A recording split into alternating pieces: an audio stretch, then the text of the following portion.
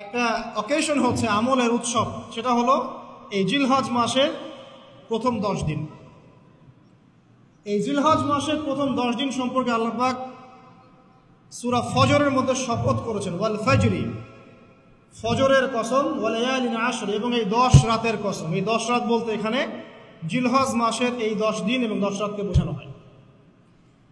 এর ফজিলত সম্পর্কে নবী সাল্লাল্লাহু আলাইহি ওয়াসাল্লাম একটা হাদিসে বলছেন, সহিহ বুখারীর হাদিস, আনাস রাদিয়াল্লাহু আনহু ইবনে আব্বাস রাদিয়াল্লাহু আনহুমা থেকে বর্ণিত, নবী করিম সাল্লাল্লাহু আলাইহি ওয়াসাল্লাম বলেছেন যে মা মিন আইয়ামিন আমালু সালিহু ফীহিন্না আহাব্বু ইলাল্লাহ মিন হাযিহিল আইয়ামিল 10। আল্লাহ পাকের কাছে এই 10 দিন অর্থাৎ জিলহজ মাসের প্রথম 10 দিনের নেক আমল যত বেশি প্রিয়, আল্লাহর কাছে জিলহজ মাসের প্রথম 10 দিনের নেক আমল যত বেশি প্রিয়, অন্য কোনো আমল এত বেশি প্রিয় না। অন্য কোনো আমল, এটা বুঝতে গিয়ে সাহাবায়ে কেরাম প্রশ্ন করছেন, ক্বালু, তারা বলছেন, ইয়া রাসূলুল্লাহ, হে আল্লাহর রাসূল, বলুন সাল্লাল্লাহু আলাইহি ওয়াসাল্লাম, ওয়ালাল জিহাদু ফি সাবিলিল্লাহ, আল্লাহর পথের জিহাদও কি নয়?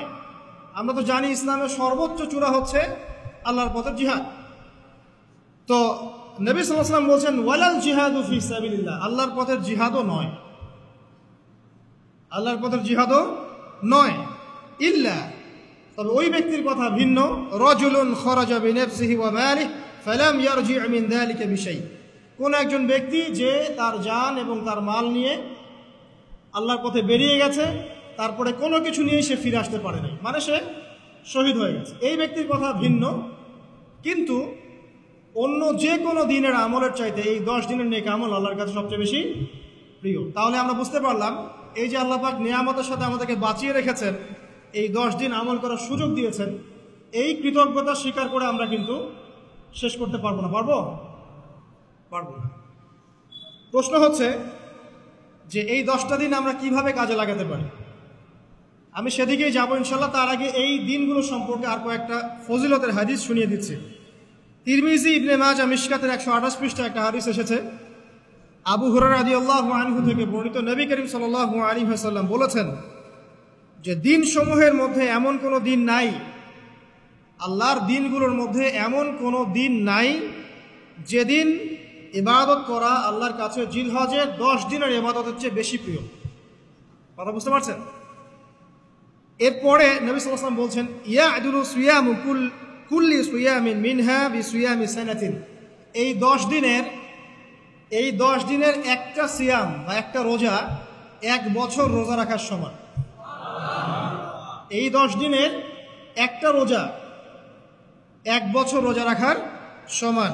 ওয়া কিয়ামু কুল্লি লাইলাতিন ফিহা বিকিয়ামি লাইলাতুল কদর, এবং এই 10 রাতের এক রাতের কিয়াম লাইলাতুল কদরের কিয়ামের সমান।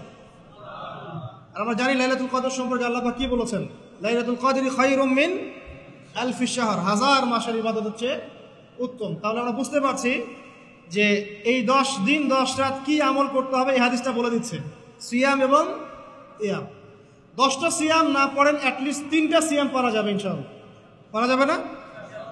একটা সোমবার পাবো সামনে আমরা, ওটা রাখা যাবে ইনশাআল্লাহ। একটা বৃহস্পতিবার পাবেন, সেটাও রাখা যাবে ইনশাআল্লাহ। আর আরাফার সিয়াম পাবেন ইনশাআল্লাহ। আরাফার সিয়াম রাখলে আগের 1 বছর, পরের 1 বছর, 2 বছরের গুনাহ মাফ হয়ে যাবে ইনশাআল্লাহ আযজা ওয়া জাল্লা। আর কিয়াম সম্পর্কে আমি সামনে বলছি ইনশাআল্লাহ তাআলা। এরপরে বাইহাকির একটা বর্ণনা আছে যে জিলহজ মাসের প্রথম দশকের রাতে,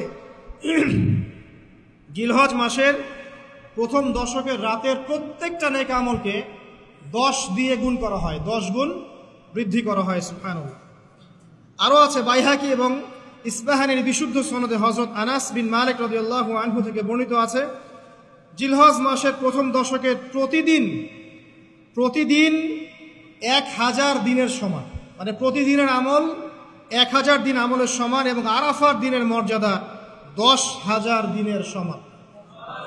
আরাফার দিন যে ব্যক্তি ইবাদত করবে ইনশাআল্লাহ তাআলা, সে 10,000 দিন ইবাদতের নেকি পাবে ইনশাআল্লাহ আযজা ওয়া জাল্লা।